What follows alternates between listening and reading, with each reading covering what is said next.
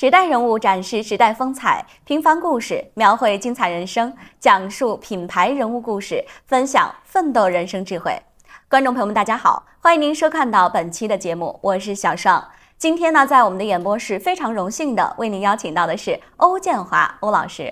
欧老师您好，欢迎您这次从香港来。那首先呢，跟我们全国的观众朋友们先来打声招呼。嗨，大家好，大家好。那首先呢，能不能跟我们来聊一聊啊？最初是怎麼跟音樂結緣的呢？講起音樂結緣就同我細個開始啦。細個都好中意唱歌，但係咧就係去到學校嗰陣時咧，就有一段時間因為屋企冇錢嘅，好窮，我都要出嚟幫手做下嘢。咁樣開始就喺學校就學吉他，就自己有陣時都做下嘢，學下吉他。咁老師就話爭個歌手，不如你試下唱歌啦。咁自此之後咧就開始唱歌。我再彈吉他嗰陣時咧，老師就講你唔好彈吉他啦，你不如一直做歌手唱歌啦。由學校開始唱到我差唔多18歲開始出嚟社會做嘢嗰陣時咧，就開始就係其實我係中意跳舞嘅。咁啊跳舞跳咗4年舞。跟住就開始咧，就係唱歌。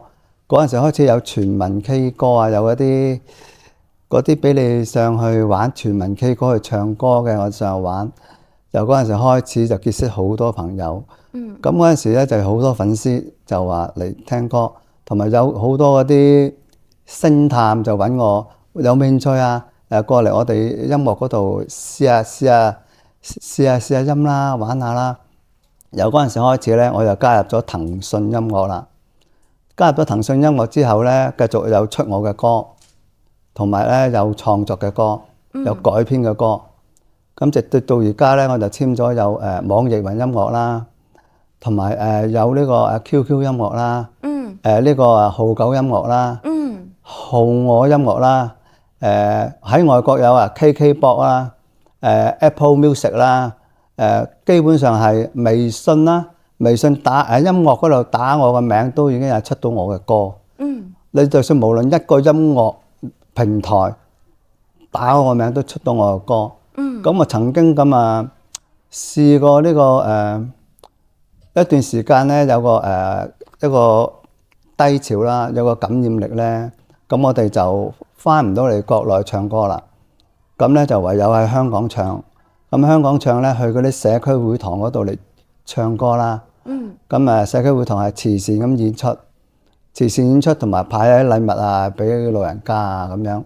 由嗰陣時開始識到好多朋友，跟住啲朋友帶我哋去唱嗰啲劇院啊，高級劇院啊，或者去嗰啲晚宴嗰度唱歌啊。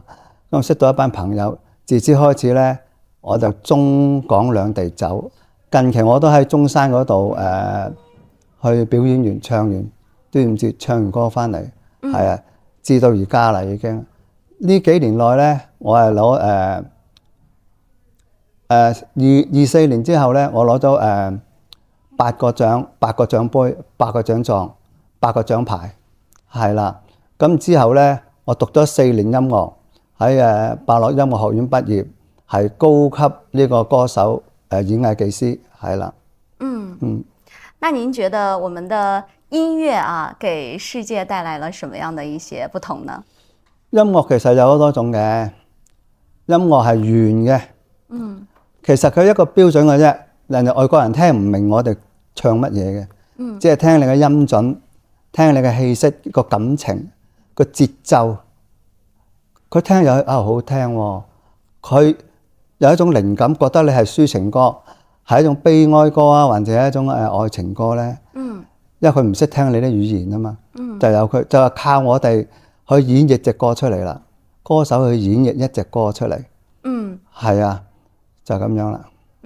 沒錯，因為我們不僅僅是在中國香港啊，非常流行歐老師的歌。其實我們在內地的話，也是經常聽到歐老師您的這樣的一種曲風和歌曲。您覺得自己啊，就是您自己最喜歡、最有代表性的一首歌是什麼？我寫嘅歌啦，情同陌路啦，今日寫2個戀人，2個好中意嘅人，但係咧為咗生活。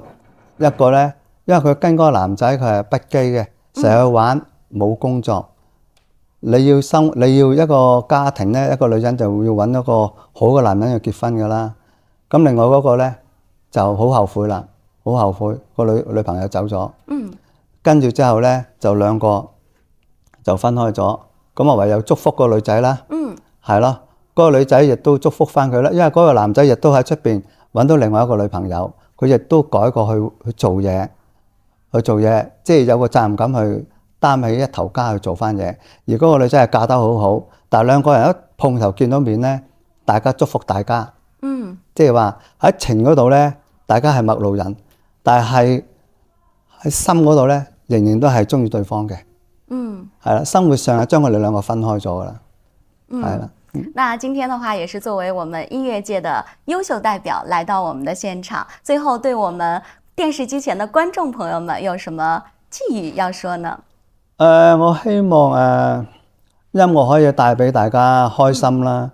其實音樂係一種治療嚟嘅。你唔開心，你會聽音樂；你好開心，你都會聽音樂。你有壓力都要聽音樂，因為你要放鬆自己。做人最緊要識得放鬆啦，係啊。你放鬆嘅人年輕好多，係啦。